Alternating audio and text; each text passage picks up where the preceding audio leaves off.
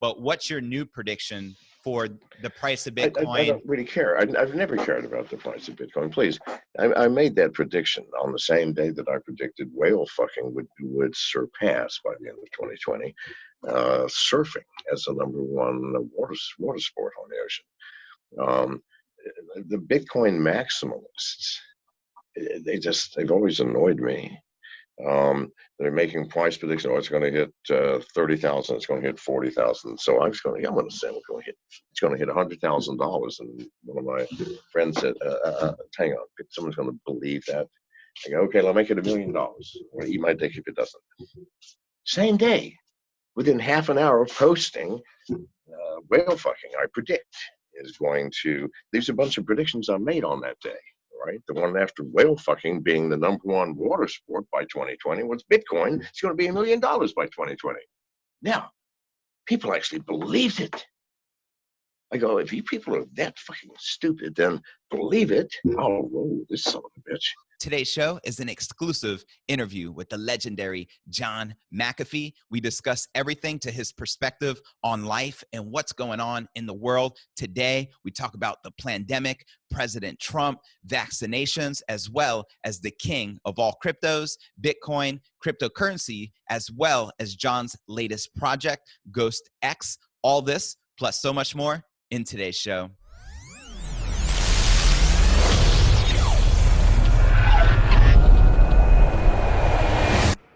Here at Crypto News Alerts, I drop a brand new episode every single day. So be sure to smash that subscribe button and turn on all notifications to receive daily premium Crypto News Alerts. And before we kick off today's show, if interested in learning from the Wall Street legend Tika Tiwari, who picked Apple back in 2003 and Bitcoin in 2016 as he shares his #1 pick for the 2020s, they're calling it the investment of the decade. Right now, there is a mad rush in corporate America. It involves Amazon, Google, Microsoft, and Facebook. They're betting on a new technology that the World Economic Forum projects will soar 295,000% over the next 7 years, but it's not AI, the Internet of Things, or 5G. To discover what it is, smash the link below this video in the description. You just scan the little code and you're up and running.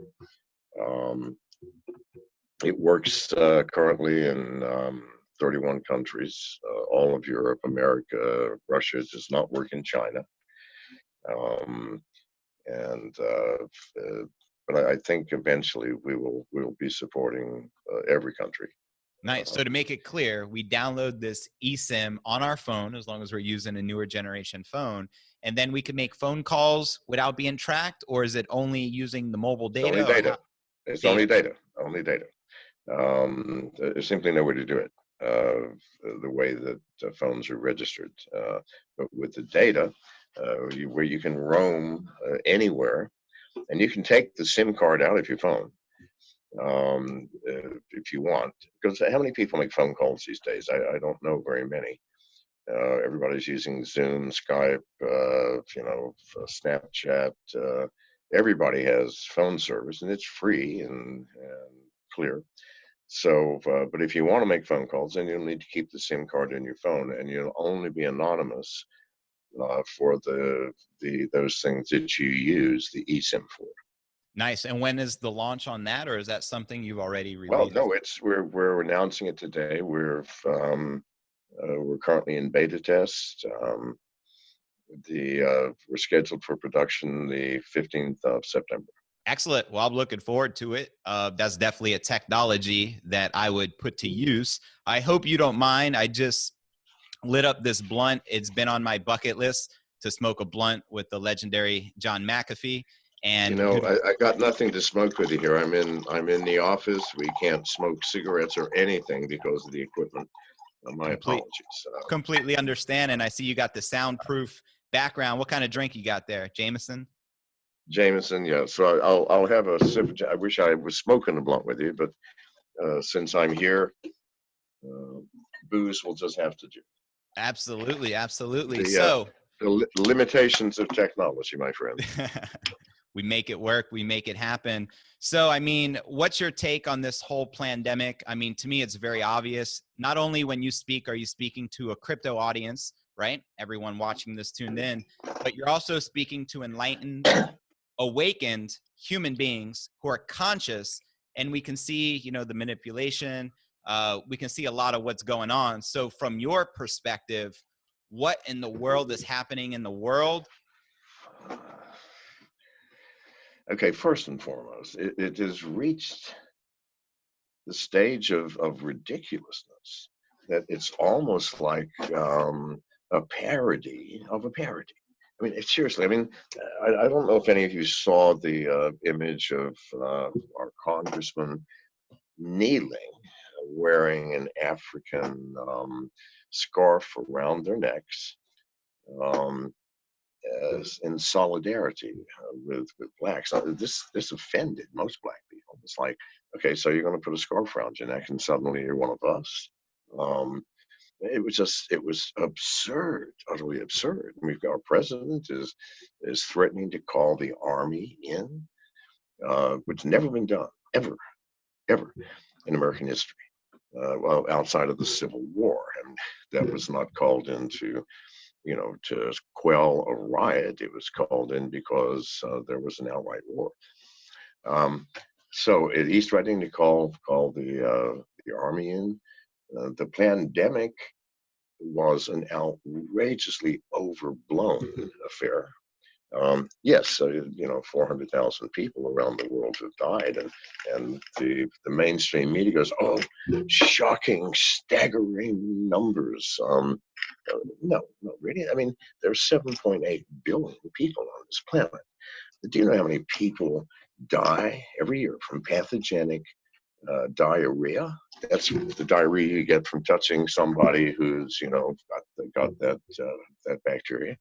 2.5 million die. Not just get it, die from it. We pay no attention to it because it's just a blip in the numbers of this world.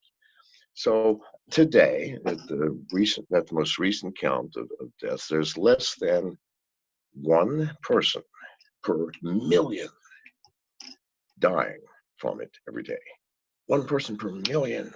And we've locked down the world. People, please. I am just sorry to say it's insane. The flu killed 630,000 people last year.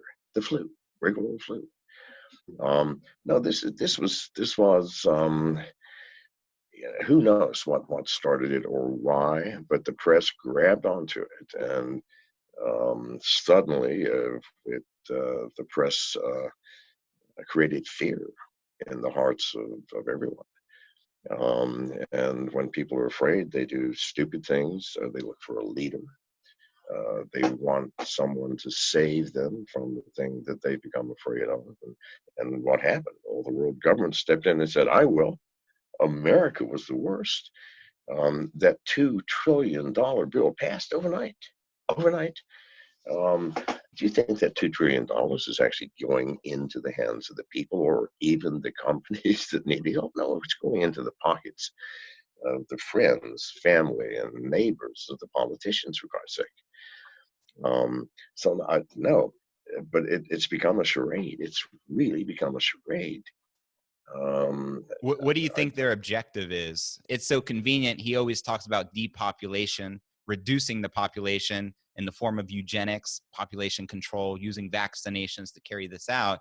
And then, you know, he's talking about saving the world, and he's not even a health physician or a doctor or have any credibility, but he does have a vested interest, right, in vaccinations and profiting 20x his return. So I just would wonder your thoughts on Bill Gates as a human being and what he's trying to do with the agenda of vaccinations in your perspective.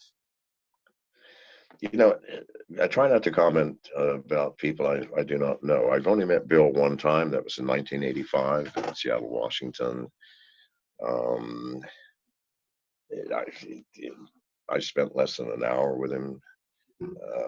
I don't really know. I know that whatever we read in the mainstream media about people, or even what we see in videos of those people, are finally cut down and edited by the media. I mean, if you give me an hour's talk, I can promise you, I can take, 5-second snippets and make them say whatever I want. You know this. I know this. The American public knows this, and yet we'll watch a 10-second blip from Trump or someone and go, "Oh, he's a horrible person." No, you have no clue. No clue. So I don't know. I don't know what his agenda is. I don't know whether he's well, I do know that very few people are out for anything other than themselves. You know, this is just the way it has to be. Our genes have one purpose. It's to keep us alive and propagate our genes. End of story. And in order to do that, we have to live in a fairly selfish way. Now, society has created a system where we have excess of food and shelter, clothes, and people now have the leniency to be a little bit selfless, and many are. And I'm discounting the monks that live on the street with nothing from the time they're young men or women, and for some perhaps church leaders. I don't know them personally. Um, I do know that the Catholic Church is the most powerful organization on the planet in terms of wealth. But I think people are fundamentally flawed. We are flawed. We all know we are. We have hopes and dreams. We're kind, loving, and compassionate, caring, generous, and giving. Simultaneously, and this is in all people. If anybody out there thinks you're not one of these, then look at yourself again. Simultaneously, people are envious, fearful, jealous, angry, sometimes hostile. We're a mixed bag. And when you give that mixed bag, that entity power, what uses the power? Does love need power? No. Love doesn't need power or money. Does generosity? No. What needs power? Fear. You need power to save and protect yourself. Anger, you need power to hit somebody. You want more power so you can hit that person and they won't hit you back. So all of the negatives of the human entity use the power. The positive things don't need it. So suddenly you give a person power, and the old adage, power corrupts, and absolute power corrupts absolutely. Well, that's the reason people, please, I mean, look at yourselves. What is it in you that yearns for power? Well, it's a sense of insufficiency. It's a sense of need or greed. Greed. Jesus, God, does that need power? But love doesn't. Compassion doesn't. Caring does not. You don't need power to care. You don't need power to be generous. You don't need power to love. Compassion is a powerless entity, and yet the act of compassion has unlimited power, but a different power than the power of anger and hostility. So I don't know if I answered your question. It's a very difficult question, my friend. Completely understand, man. So thanks for sharing your perspective. How about President Trump, our POTUS? It appears he's against the deep state. It appears he's pro-humanity and not trying to destroy us. What's your take? I know you're running for president as well here in 2020. You have a campaign. So if you can enlighten us with your perspective in the realms of politics. Well, I'm not running anymore. I lost the nomination of the Libertarian Party to a young woman. I'm fully glad that she got it, because I didn't want to be president in any case. I just wanted to run to get my opinions out there and what I had to say. Trump again, it's a very hard box to open. It is. I mean, his history, his past, reasonably arrogant, egotistical person, but who the fuck isn't when they're young? His current, I've had no problem with Trump up until the past few weeks, when peaceful protesters were outside the White House, and for him to get a photo op at a church across the street, he had them tear gassed and rubber bulleted, for heaven's sake. And then, rather than addressing the fundamental problem, which is, listen, we're a bunch of frustrated people who've been locked up for 2 goddamn months. We are ready to explode anyway. And the slightest little incendiary spark is like igniting gasoline. And the fundamental problem is not the rioting in the streets. It's that sense of disenfranchisement, disempowerment, and the sense of frustration, which causes the demonstrations, which ultimately lead sometimes to violence and looting. Um, I don't think you can solve that by bringing in the army. Secondly, I don't think the army would obey him. I really don't. I mean, every retired general has written a combined letter saying, "Listen, you know, this is the beginning of the end of the American experiment. If you want to use the U.S. military, which is designed to be used only at our borders to defend against foreign oppressors or however we choose to act militarily in the rest of the world, but never against its own citizens." Now, here is the dilemma, and many generals have stated this year is the dilemma. You swear an oath for all branches of the armed service to defend the Constitution. And the Constitution says we're not to be used on American soil. At the same time, you swear an oath to obey whatever president is sitting in the Oval Office as the supreme commander of the armed services. Now, that's something between a rock and a hard place for the military. If you bring them in, here's the other issue: is that many people, many blacks at least, perceive this to be a racial problem. Whether it is or not, it certainly appears that that's what everybody thinks. And the fact is that, good God Almighty, in every state in the world, 5 times as many black men are in prison than white men, with a population of, far less than the minority. So it's a racially charged issue, and 43% of the armed forces is black. Now, you tell me what idiot is going to bring in the military into a situation which is unstable with the conflicts that the military is going to face. I think that's madness, total madness. Do you think part of the plan is martial law, like starting? I know there were agents starting some of the riots from inside peaceful protest, starting the fires, placing the bricks conveniently along the bus stops with popular locations where there's lots of glass and things like that. Are they trying to provoke us and divide us through race? Which is, to me, that's what it seems like they're doing. Well, they don't have to try to. I mean, it's already happened. If you're seeing it now, it's happening. In terms of martial law began 2 months ago when we were told to go home and lock our doors and we're not allowed out of our houses. That's martial law. Do you understand? The removal of constitutional rights because of a quote emergency. That's martial law. I mean, it happened, people. And we politely and meekly went into our homes and locked our doors. It's happening. Good Lord. Don't you see? It started with the pandemic, which is not a pandemic by any stretch of the imagination, certainly not by numbers, not by anything. And by the way, does anybody know that you can count the number of people on your hands worldwide under the age of 50 who've died from this virus? It doesn't kill young people. And when I say young, you're under 50, it doesn't kill people under 50. Barely kills people in their 50s, kills quite a few in their 60s, and a lot of people in their 70s, and almost everybody in their 80s, okay?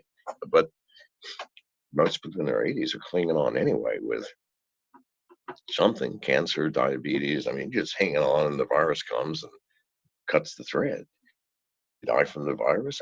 Listen, I mean, it's insanity, if you ask me, to blame the virus for the death of an 80-year-old person. It could have been the flu, could have been anything. Any abnormal situation which weakens further the immune system is going to. I'm 74. And I understand full well the tenacity, or rather not the tenacity, but the shakiness of my existence on this planet. I mean, my exit door is coming over the horizon. I know that. And if I went from coronavirus and someone said, "Oh, he died from the virus," I would be pissed off. I mean, I would say, "Well, wait a minute. Did you not see I lived a full 74-year life, damaged my body through everything I could, from accidents to sports to bar fights, drugs, alcohol, and you're going to blame a virus for my demise? It's insane. It is insane." Um, Listen, when the elderly get the flu and die, they don't put flu down as the cause, for fuck's sake. Died of old age. Do you understand? 100% in agreement. There's a lot of shenanigans going on, inflating the numbers. I think it's clear that the agenda is fear, divide and conquer. And shifting gears, let's talk about Bitcoin a bit. You became notorious for your prediction back in the day. We all know $1 million per Bitcoin. I think it was by the end of 2020 or something like that. You bet. Yes. Or you'd eat your own what. And so the time has come. You have addressed this, of course, but what's your new prediction for the price of Bitcoin? I don't really care. I've never cared about the price of Bitcoin. Please, I made that prediction on the same day that I predicted whale fucking would surpass by the end of 2020 surfing as the #1 water sport on the ocean. Um, the Bitcoin maximalists, they've always annoyed me. They're making price predictions. Oh, it's going to hit 30,000. It's going to hit 40,000. So I'm going to say it's going to hit $100,000. And one of my friends said, "Hang on, someone's going to believe that." I go, "Okay, I'll make it $1 million. I'll eat my dick if it doesn't." Same day, within half an hour of posting, whale fucking, I predict, is going to. These are a bunch of predictions I made on that day. Right, the one after whale fucking being the #1 water sport by 2020 was Bitcoin. It's going to be $1 million by 2020. Now, people actually believed it. I go, if you people are that fucking stupid, then believe it. I'll roll this son of a bitch. People actually believe the whale fucking for a while. I mean, I rolled with that for almost 4 months. Okay, even to the point of putting a website up of angry mothers from Bora Bora whose children were being killed by angry whales while they were trying to fuck them. No, seriously. All right, I'm a jokester. If anybody doesn't know that much about me, then you need to do some research. I don't care what the price is, because Bitcoin is the oldest of all technologies. It hasn't been worth anything since 2015. It really hasn't. I mean, listen, I was the 6th largest Bitcoin miner in the world when I ran MGT. We had 6,000 S9s running in the state of Washington, cranking out Bitcoin. I figured it had a shelf life. Yeah, I don't know, maybe another 2 years, 3 years. I mean, who cared? I mean, we were making so much money as a massive miner. Sell the machines and get into something real. But no, so we were mining Bitcoin. But I knew it had to die. Why? Do you understand? And let's also look at all the things that it does not have that all the newer currencies do have. Let's talk about privacy. If I send you a tenth of a Bitcoin or anything, or you send me, forever after, both you and I may look in each other's wallets and see how much we got, where it came from, and where it goes to. And people are now tracking wallet addresses, so that if, for example, I see, "Oh, hey, I saw that you transferred $400,000 to Rolls-Royce of England. Which model did you buy?" I mean, seriously, what if your bank did that? What if a plumber came to your house to fix your fucking sink, and you wrote him a check for $20, and goes to the bank and says, "Hi, I've got a check from Justin here." I go, "Okay," said, "I want to see his balance, please." And the bank goes, "Oh, okay, 1 second. Yeah, here's his balance." And you go, "Can I see all of the transactions for the past year and where they came from?" Oh, thank you. And please, from now on, will you alert me whenever anything comes into his account, and who it's from and how much, and everything leaves? Would you be a happy fucking camper? No. And yet that's what Bitcoin is, people. That's what Bitcoin is. Plus, you can't put a fucking smart contract on that blockchain. You can't run a distributed application. It is a tired, venerable, old technology that should have been put to bed years and years ago. And yet, There are idiots out there in the institutional investment world that do not understand what a blockchain is, how it works, that think that this is going to be the future. It can't be, people. You know this. Neither can Ethereum, except for things where you don't give a shit if everybody can see what you have. If you don't care, then that's fine. I care. I think my finances should be mine, and no one should be able to see how much money I make and how much I spend and what I spend it on. Nevertheless, no. What is the future? Well, coins like Monero, utter absolute privacy. You can't. If I send you a Monero, it doesn't make any fucking difference. You'll never see what I have. I'll never see what you have, other than we will know what that one transaction was. DAI is a stable coin. Never varies more than 1% from the US dollar. And you got stable coins based on anything, diamonds, gold. It'll be the length of somebody's dick soon. I don't fucking know, but anything. You've got blockchains that, and almost all blockchains now support smart contracts. What a smart contract. They allow you, it's logic on the blockchain. I mean, I built the McAfee DEX using smart contracts on Ethereum and Tron and Binance and everything else. So no, the fact that it actually is still being traded is an amazing thing. But let's look at the bottom fucking line. Bitcoin's value was it was being used by everybody, because all you had was cryptocurrency or credit cards. Well, Bitcoin is certainly superior to a fucking credit card, even though people can see into your wallet further. And everybody, I mean, first of all, the dark web is the harbinger of what's to come. Always has been. Why? Criminals are the first people to pick up every new technology. Who bought the first 8-cylinder fast engines in 1932? Gangsters. So they could rob a bank and escape out of town, and the police couldn't catch you. Who bought the first nationwide telephone systems? The mob, so that they could coordinate nationwide criminal activities. What's wrong with that? Of course they're going to use it. And so the dark web, everybody was using Bitcoin. You can't find a single vendor on the dark web that will accept a Bitcoin today. It's insane. It's insane for them to do so when they have Monero.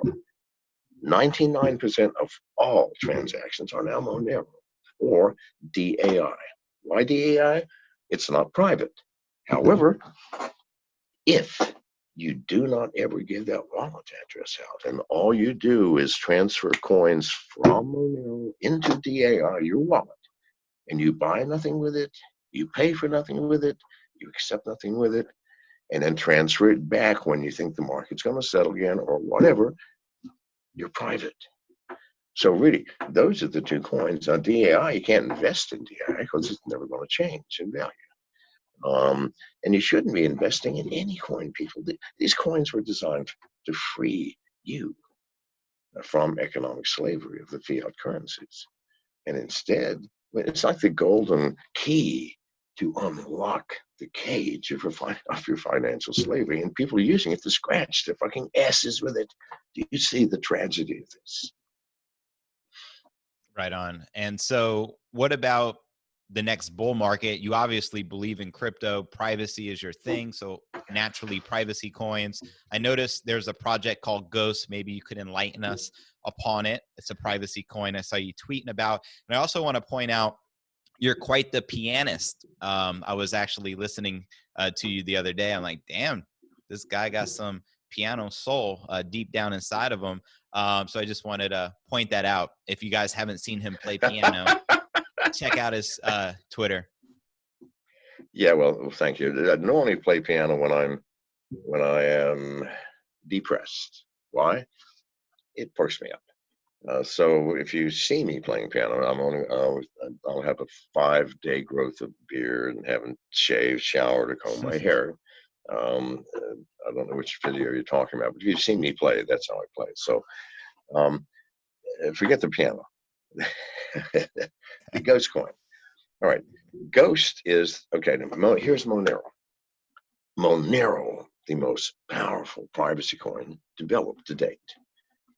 We have created, I think, something equally as private. However, there's two differences. You can put a smart contract on it, and you can exchange it through a distributed exchange. Why does that matter?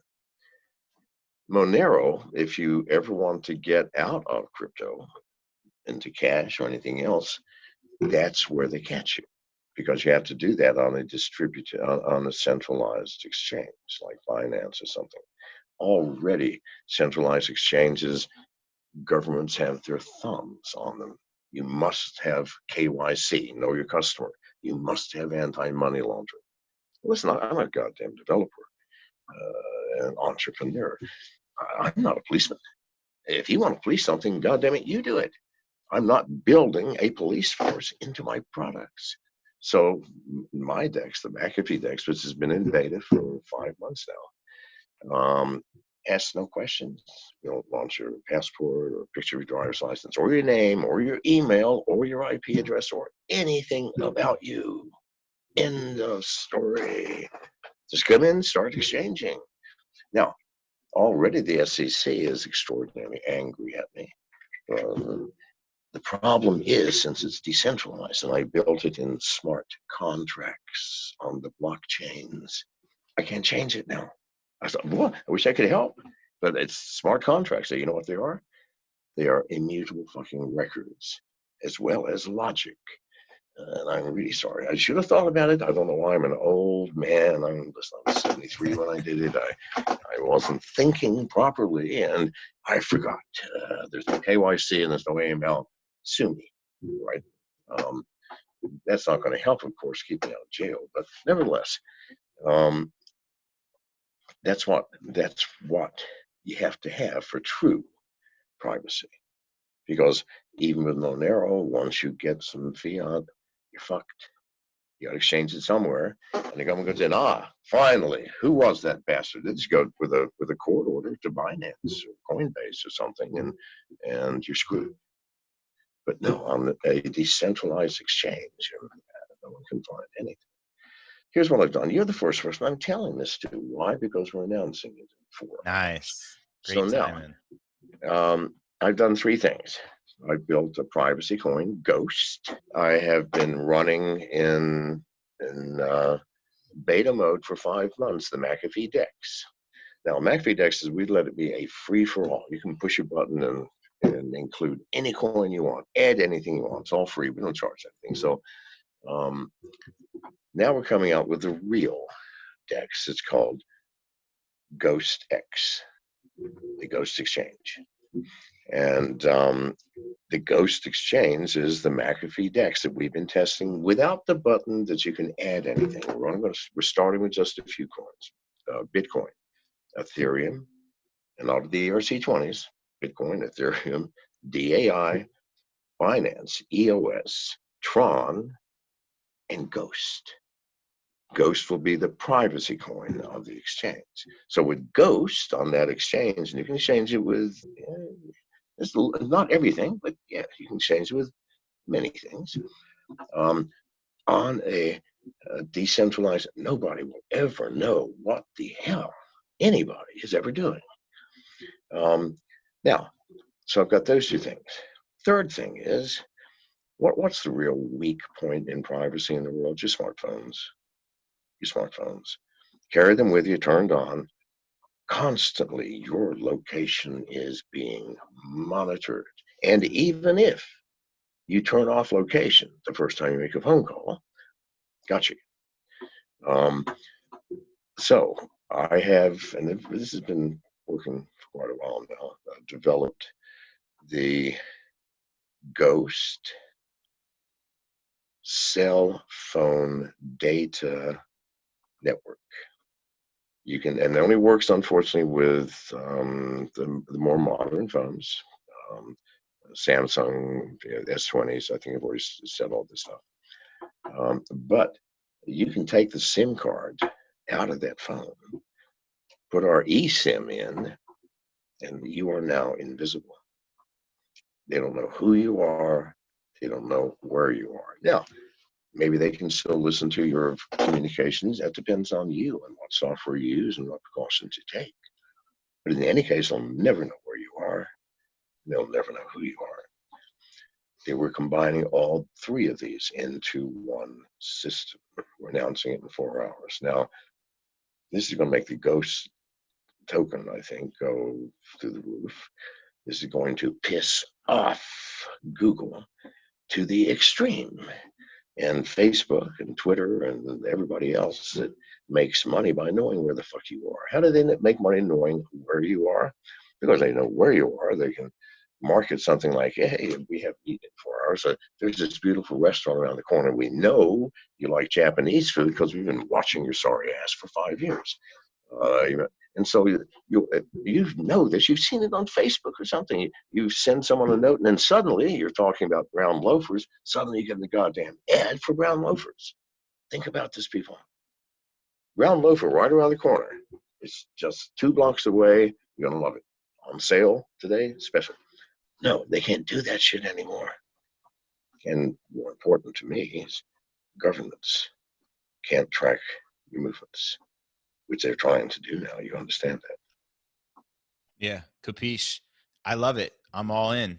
Yeah, looking forward to that announcement in 4 hours. So I'll include all the links to this because this is actually going to be premiering a different time. Right, So and unfortunately, we're now out of time. I'm sorry, I talked away the hour. My apologies, my friend. I appreciate you so very much. Thanks for coming on and shooting the shit with me. I do appreciate you dearly, and looking forward to all these new projects. Very exciting times. Give it up. Show McAfee some love. Smash that like button. I'll catch you later, my friend. Peace. Thank you very much. Take care, buddy. Peace. Well, that's going to conclude today's show. As always, I appreciate you tuning in and journeying along with me inside this incredible crypto revolution. If you gain value out of today's show, be sure to smash that subscribe button and turn on all notifications to receive daily premium crypto news alerts. And real quick, before I go, if interested in learning from the Wall Street legend himself, Tika Twari, who picked Apple back in 2003 and Bitcoin in 2016 as he shares his #1 pick for the 2020s, they're calling it the investment of the decade. That's right. Right now there is a mad rush in corporate America. It involves Amazon, Google, Microsoft, and Facebook. They're betting on a new technology that the World Economic Forum projects will soar 295,000% over 7 years. But it's not AI, the Internet of Things, or 5G. To discover what it is, smash the link below this video in the description. It's going to take you here to watch this exclusive presentation with the one and only Tika Twari. Check it out, and I look forward to catching you in tomorrow's episode. Peace.